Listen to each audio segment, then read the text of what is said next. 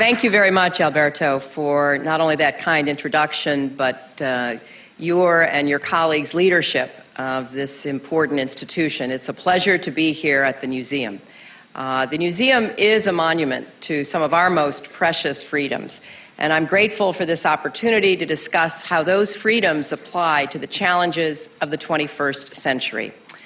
Although I can't see all of you because in settings like this, the lights are in my eyes and you are in the dark, I know that there are many friends and former colleagues.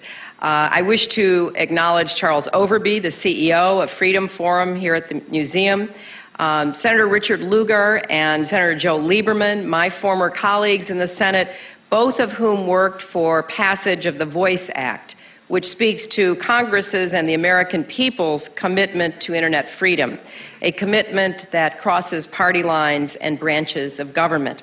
Also, I'm told here as well, are Senator Sam Brownback, Senator Ted Kaufman, Representative Loretta Sanchez, many representatives of the diplomatic corps, ambassadors, charges, participants in our International Visitor Leadership Program on Internet Freedom from China, Colombia, Iran, and Lebanon and Moldova. And I also want to acknowledge Walter Isaacson, president of the Aspen Institute, recently named to our broadcasting board of governors, and of course instrumental in supporting the work on internet freedom that the Aspen Institute has been doing. This is an important speech on a very important subject, but before I begin, I want to just speak briefly about Haiti, because during the last 8 days, the people of Haiti and the people of the world have joined together to deal with a tragedy of staggering proportions. Our hemisphere has seen its share of hardship, but there are few precedents for the situation we're facing in Port-au-Prince. Communication networks have played a critical role in our response. They were, of course, decimated and in many places totally destroyed. And in the hours after the quake, we worked with partners in the private sector. First, to set up the Text Haiti campaign so that mobile phone users in the United States could donate to relief efforts via text messages. That initiative has been a showcase for the generosity of the American people, and thus far it's raised over $25 million for recovery efforts. Information networks have also played a critical role on the ground. When I was with President Preval in Port-au-Prince on Saturday, one of his top priorities was to try to get communication up and going.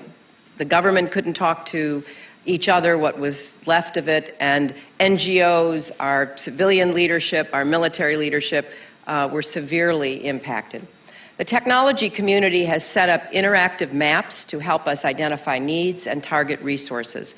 And on Monday, a 7-year-old girl and 2 women were pulled from the rubble of a collapsed supermarket by an American search and rescue team after they sent a text message calling for help. Now, these examples are manifestations of a much broader phenomenon. The spread of information networks is forming a new nervous system for our planet.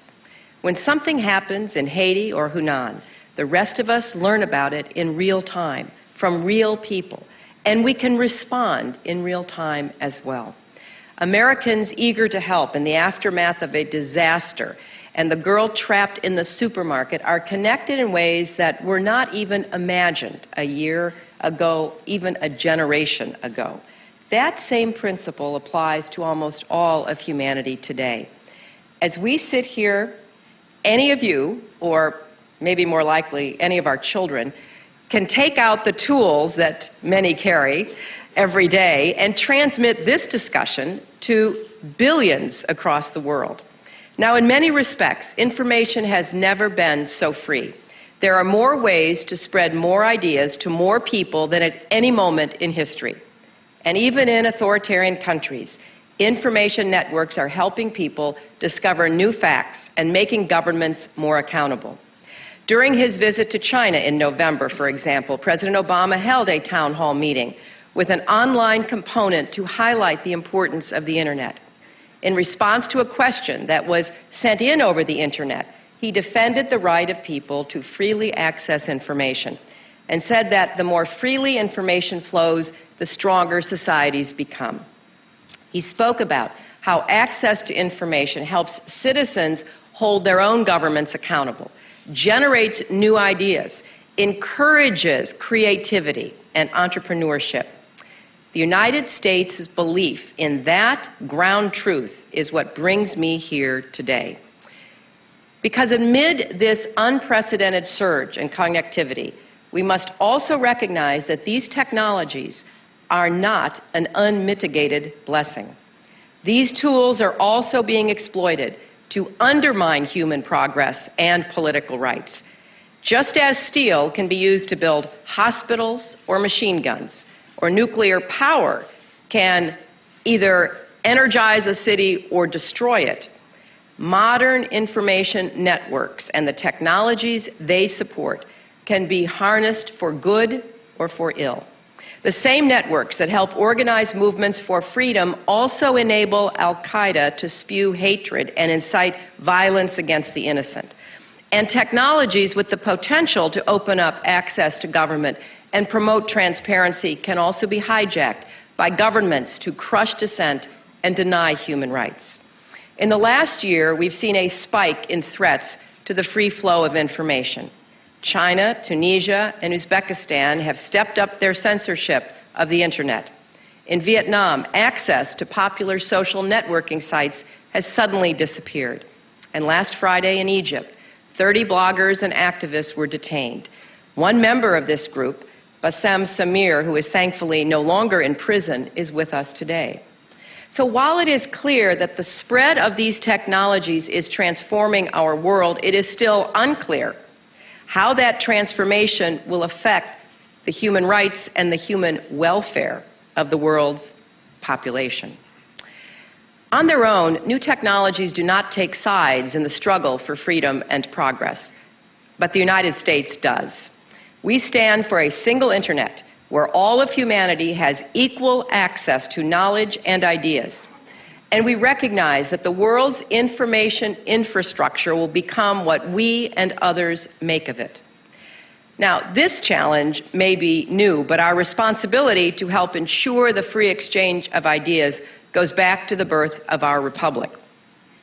The words of the First Amendment to our Constitution are carved in 50 tons of Tennessee marble on the front of this building.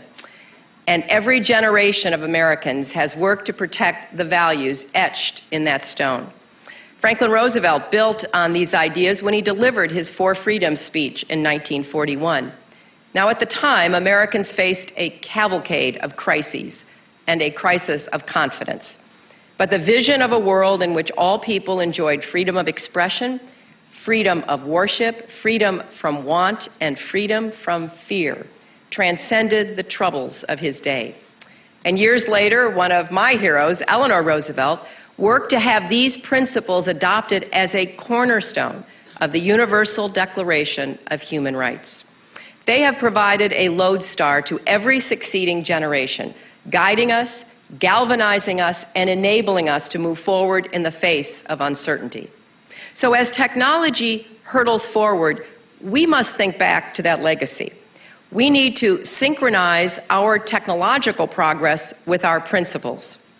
In accepting the Nobel Prize, President Obama spoke about the need to build a world in which peace rests on the inherent rights and dignities of every individual.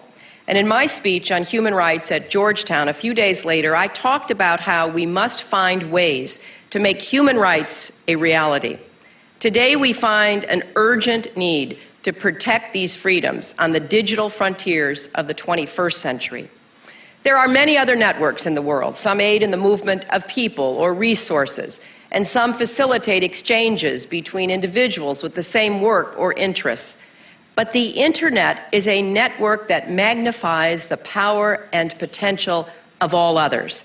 And that's why we believe it's critical that its users are assured certain basic freedoms. Freedom of expression is first among them. This freedom is no longer defined solely by whether citizens can go into the town square and criticize their government without fear of retribution.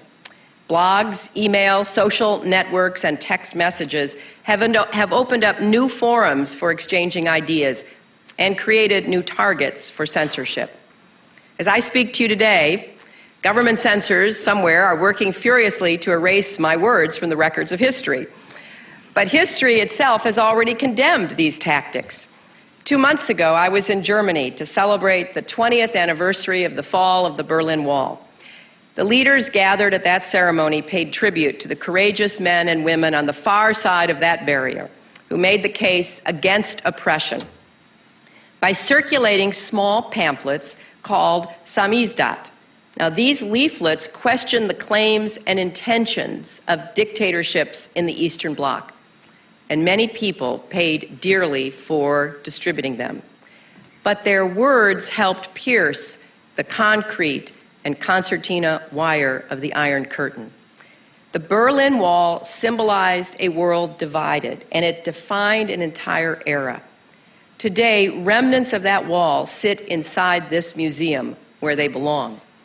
And the new iconic infrastructure of our age is the internet. Instead of division, it stands for connection. But even as networks spread to nations around the globe, virtual walls are cropping up in place of visible walls. Some countries have erected electronic barriers that prevent their people from accessing portions of the world's networks. They've expunged words, names, and phrases from search engine results. They have violated the privacy of citizens who engage in non-violent political speech. These actions contravene the Universal Declaration of Human Rights, which tells us that all people have the right to seek, receive, and impart information and ideas through any media and regardless of frontiers. With the spread of these restrictive practices, a new information curtain is descending across much of the world. And beyond this partition, viral videos and blog posts are becoming the Samizdat of our day. As in the dictatorships of the past, governments are targeting independent thinkers who use these tools. In the demonstrations that followed Iran's presidential elections, grainy cell phone footage of a young woman's bloody murder provided a digital indictment of the government's brutality. We've seen reports that when Iranians living overseas posted online criticism of their nation's leaders, their family members in Iran were singled out for retribution. And despite an intense campaign of government intimidation, brave citizen journalists in Iran continue using technology to show the world and their fellow citizens what is happening inside their country. In speaking out on behalf of their own human rights, the Iranian people have inspired the world, and their courage is redefining how technology is used to spread truth and expose injustice. Now, all societies recognize that free expression has its limits. We do not tolerate those who incite others to violence, such as the agents of al-Qaeda, who are, at this moment, using the internet to promote the mass murder of innocent people across the world. And hate speech that targets individuals on the basis of their race, religion, ethnicity, gender, or sexual orientation is reprehensible. It is an unfortunate fact that these issues are both growing challenges that the international community must confront together. And we must also grapple with the issue of anonymous speech. Those who use the internet to recruit terrorists or distribute stolen intellectual property cannot divorce their online actions from their real-world identities. But these challenges must not become an excuse for governments to systematically violate the rights and privacy of those who use the internet for peaceful political purposes. The freedom of expression may be the most obvious freedom to face challenges with the spread of new technologies, but it is not the only one. The freedom of worship usually involves the rights of individuals to commune or not commune with their Creator. And that's one channel of communication that does not rely on technology. But the freedom of worship also speaks to the universal right to come together with those who share your values and your vision for humanity. In our history, those gatherings often took place in churches, synagogues, mosques, and temples. Today, they may also take place online. The internet can help bridge divides between people of different faiths. As the president said in Cairo, freedom of religion is central to the ability of people to live together. And as we look for ways to expand dialogue, the internet holds out such tremendous promise. We've already begun connecting students in the United States with young people in Muslim communities around the world to discuss global challenges. And we will continue using this tool to foster discussion between individuals from different religious communities. Some nations, however, have co-opted the internet as a tool to target and silence people of faith. Last year, for example, in Saudi Arabia, a man spent months in prison for blogging about Christianity.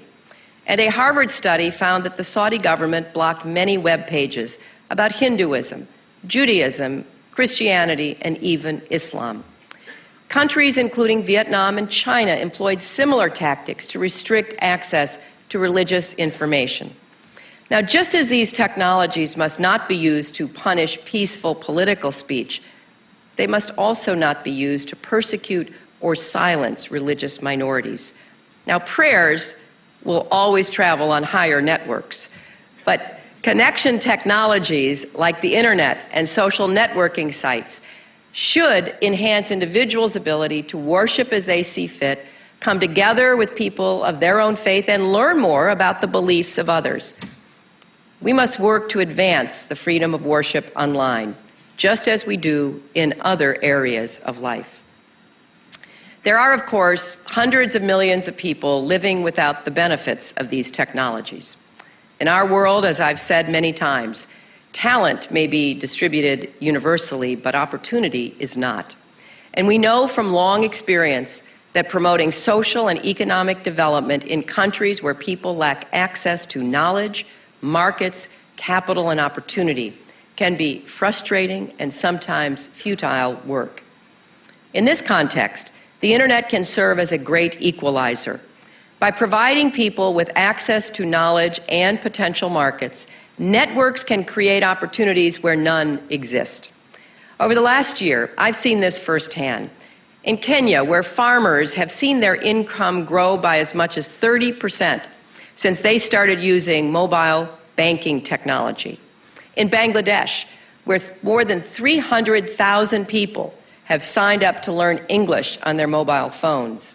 And in sub-Saharan Africa, where women entrepreneurs use the internet to get access to microcredit loans and connect themselves to global markets.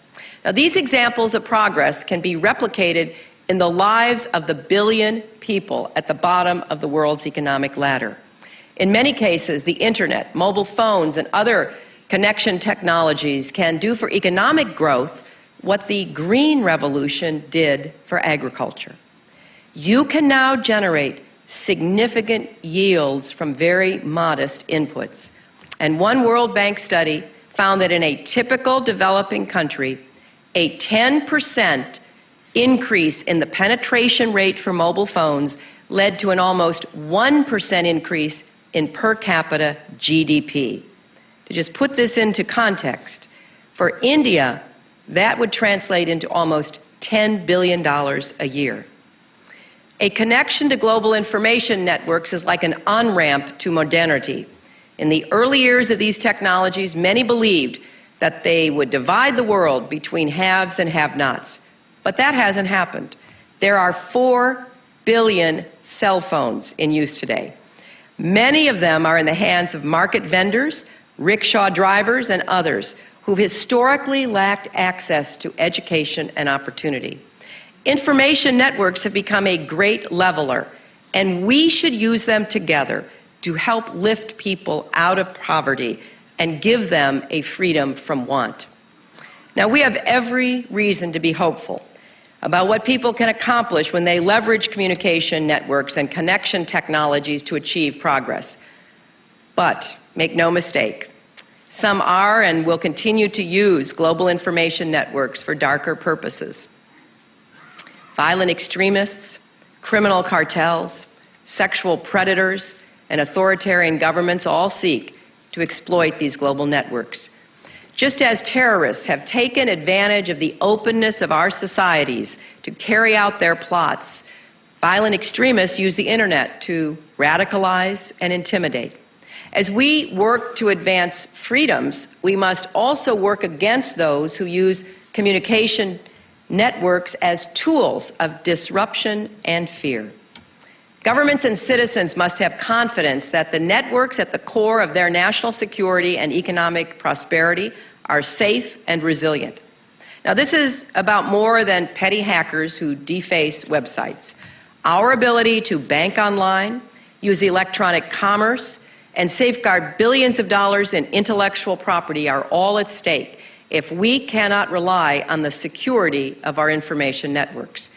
Disruptions in these systems demand a coordinated response by all governments, the private sector, and the international community. We need more tools to help law enforcement agencies cooperate across jurisdictions when criminal hackers and organized crime syndicates attack networks for financial gain.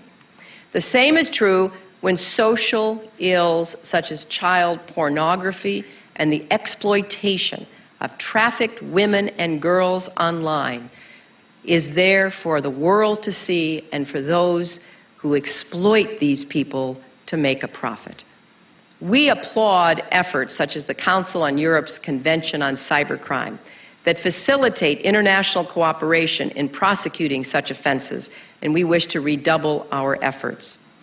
We have taken steps as a government and as a department to find diplomatic solutions to strengthen global cybersecurity. We have a lot of people in the State Department working on this. They've joined together, and we created 2 years ago an office to coordinate foreign policy in cyberspace. We've worked to address this challenge at the UN and in other multilateral forums and to put cybersecurity on the world's agenda. And President Obama has just appointed a new national cyberspace policy coordinator who will help us work even more closely to ensure that everyone's networks stay free, secure, and reliable. States, terrorists, and those who would act as their proxies must know that the United States will protect our networks.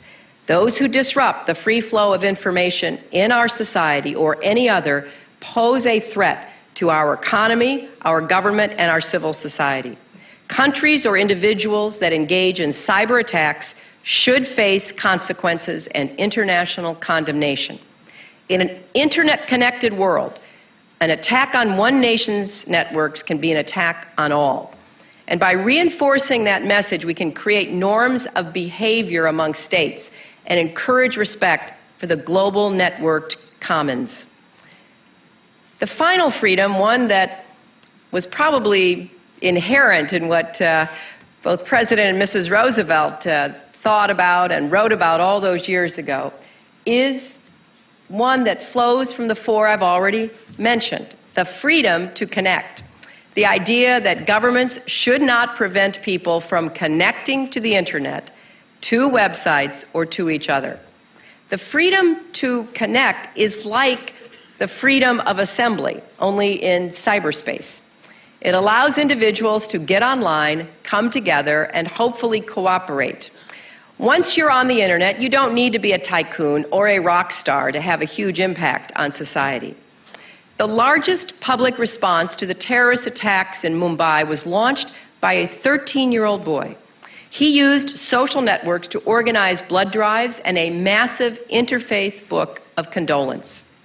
In Colombia, an unemployed engineer brought together more than 12 million people in 190 cities around the world to demonstrate against the FARC terrorist movement. The protests were the largest anti-terrorist demonstrations in history. And in the weeks that followed, the FARC saw more demobilizations and desertions than it had during a decade of military action. And in Mexico, a single email from a private citizen who was fed up with drug-related violence snowballed into huge demonstrations in all of the country's 32 states.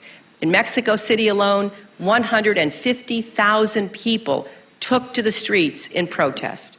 So the internet can help humanity push back against those who promote violence and crime and extremism. In Iran and Moldova and other countries, online organizing has been a critical tool for advancing democracy and enabling citizens to protest suspicious election results. And even in established democracies like the United States, we've seen the power of these tools to change history. Some of you may still remember the 2008 presidential election here. The freedom to connect to these technologies can help transform societies, but it is also critically important to individuals. I was recently moved by the story of a doctor, and I won't tell you what country he was from, who was desperately trying to diagnose his daughter's rare medical condition. He consulted with 24 specialists, but he still didn't have an answer.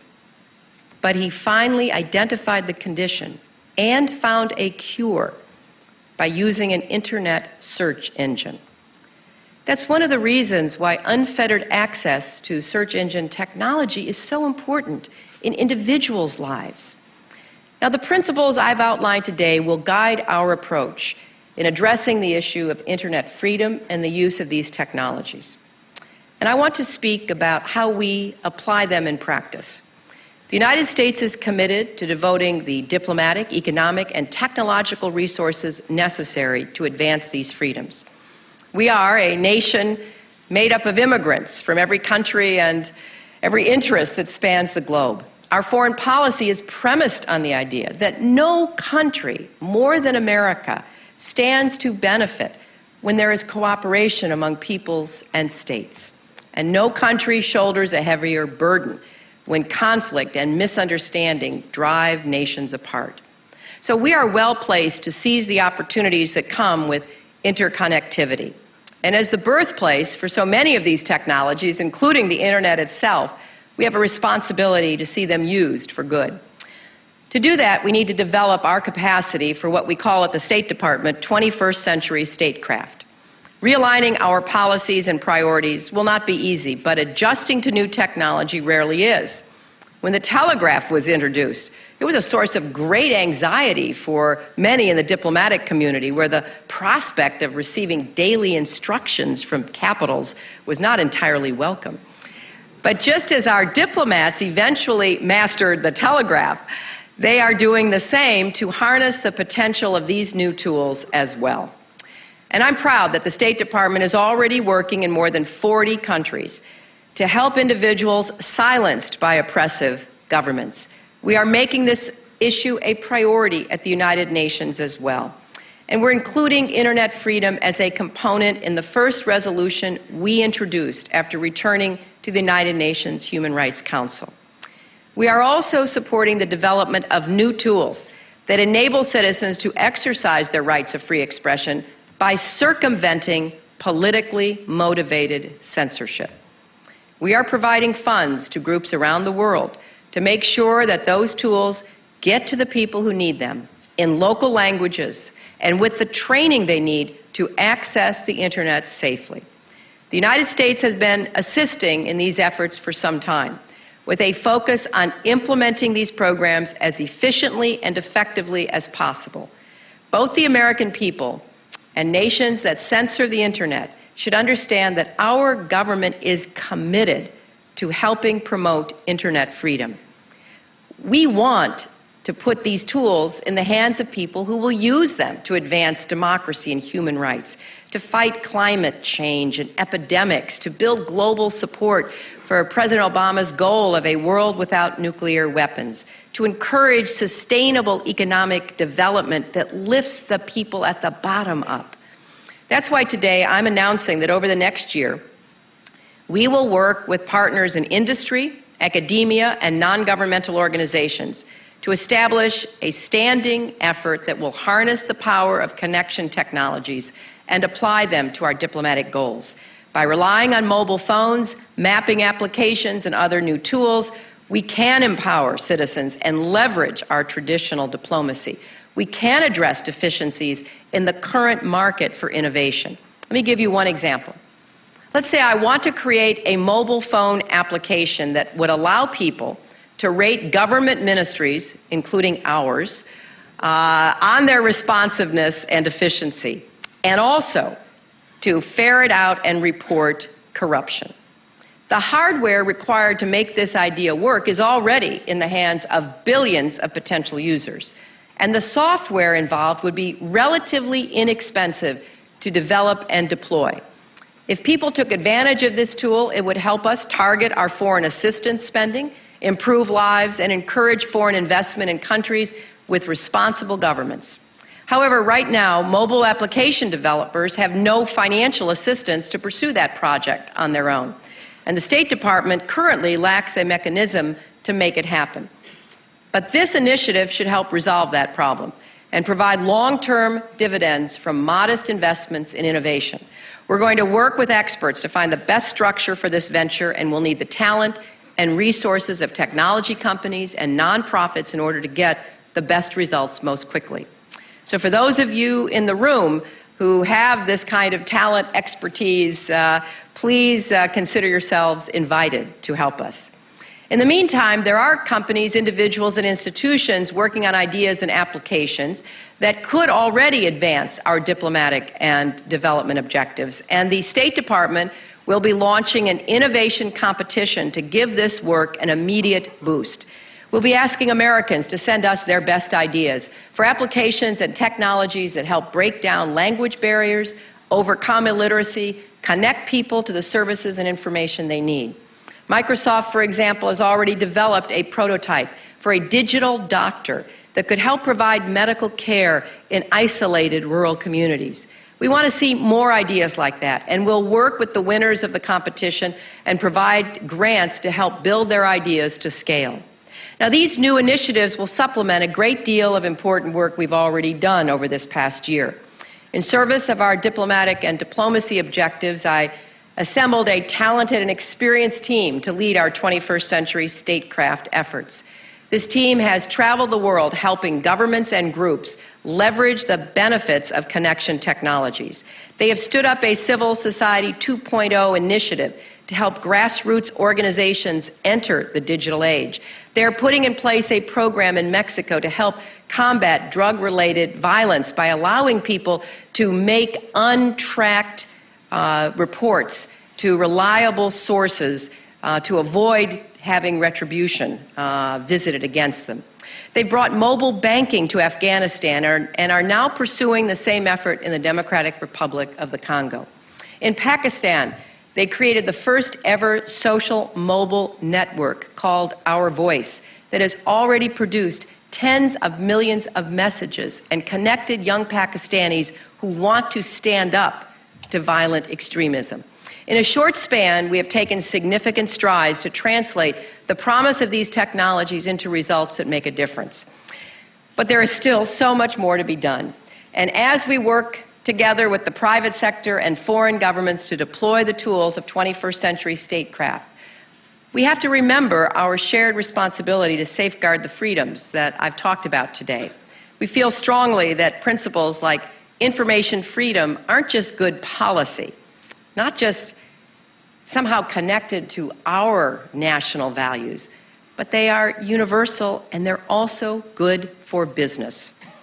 To use market terminology, a publicly listed company in Tunisia or Vietnam that operates in an environment of censorship will always trade at a discount relative to an identical firm in a free society. If corporate decision makers don't have access to global sources of news and information, investors will have less confidence in their decisions over the long term. Countries that censor news and information must recognize that from an economic standpoint, there is no distinction between censoring political speech and commercial speech. If businesses in your nations are denied access to either type of information, it will inevitably impact on growth. Increasingly, U.S. companies are making the issue of internet and information freedom a greater consideration in their business decisions. I hope that their competitors and foreign governments will pay close attention to this trend.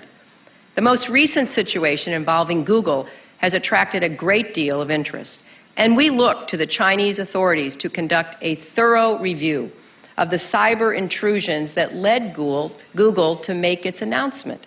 And we also look for that investigation and its results to be transparent.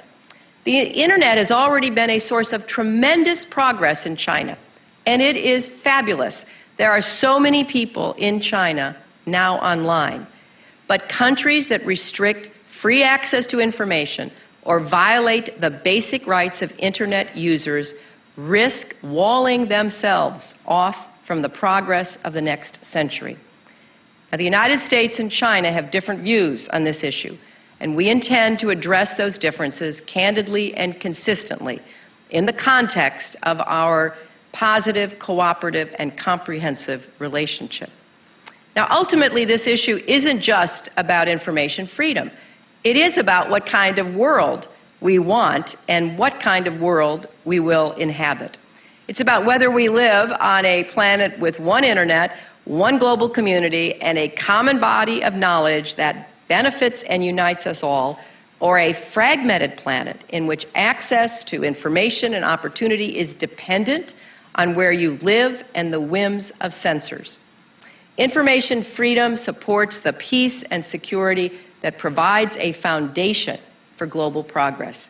Historically, asymmetrical access to information is one of the leading causes of interstate conflict.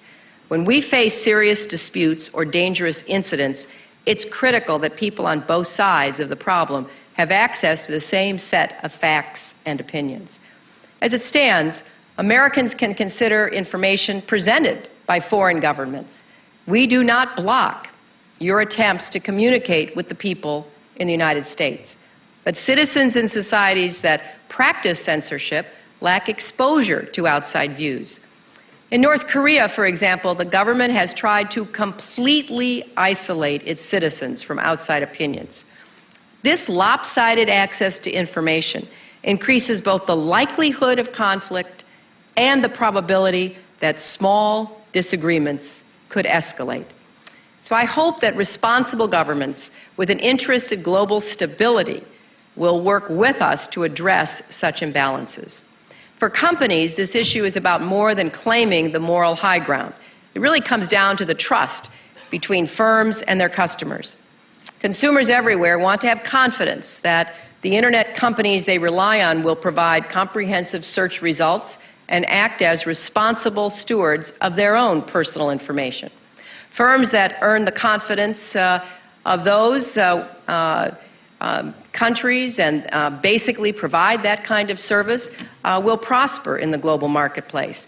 I really believe that those who lose that confidence of their customers will eventually lose customers. You know, no matter where you live, people want to believe that what they put in to the internet is not going to be used against them. And censorship should not be in any way accepted by any company from anywhere. And in America, American companies need to make a principled stand. This needs to be part of our national brand. I'm confident that consumers worldwide will reward companies that follow those principles. Now, we are reinvigorating the Global Internet Freedom Task Force as a forum for addressing threats to internet freedom around the world. And we are urging U.S. media companies to take a proactive role in challenging foreign governments' demands for censorship and surveillance. The private sector has a shared responsibility to help safeguard free expression. And when their business dealings threaten to undermine this freedom, they need to consider what's right, not simply what's a quick profit. We're also encouraged by the work that's being done through the Global Network Initiative, a voluntary effort by technology companies who are working with non-governmental organizations, academic experts, and social investment funds to respond to government requests for censorship. The initiative goes beyond mere statements of principles and establishes mechanisms to promote real accountability and transparency. As part of our commitment to support responsible private sector engagement on information freedom, the State Department will be convening a high-level meeting next month, co-chaired by Undersecretaries Robert Hormats and Maria Otero, to bring together firms that provide network services for talks about internet freedom, because we want to have a partnership in addressing this 21st century challenge. Now, pursuing the freedoms I've talked about today is, I believe, the right thing to do. but I also believe it's the smart thing to do. By advancing this agenda, we align our principles, our economic goals, and our strategic priorities. We need to work toward a world in which access to networks and information brings people closer together and expands the definition of the global community. Given the magnitude of the challenges we're facing, we need people around the world to pool their knowledge and creativity to help rebuild the global economy, to protect our environment, to defeat violent extremism, and build a future in which every human being can live up to and realize his or her God-given potential. So let me close by asking you to remember the little girl who was pulled from the rubble on Monday in Port-au-Prince. She's alive. She was reunited with her family.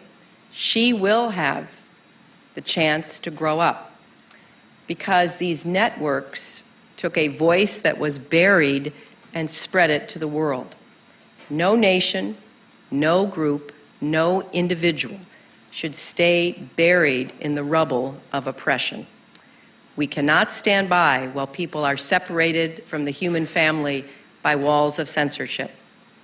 And we cannot be silent about these issues simply because we cannot hear the cries. So let us recommit ourselves to this cause. Let us make these technologies a force for real progress the world over. And let us go forward together to champion these freedoms for our time, for our young people who deserve every opportunity we can give them. Thank you all very much.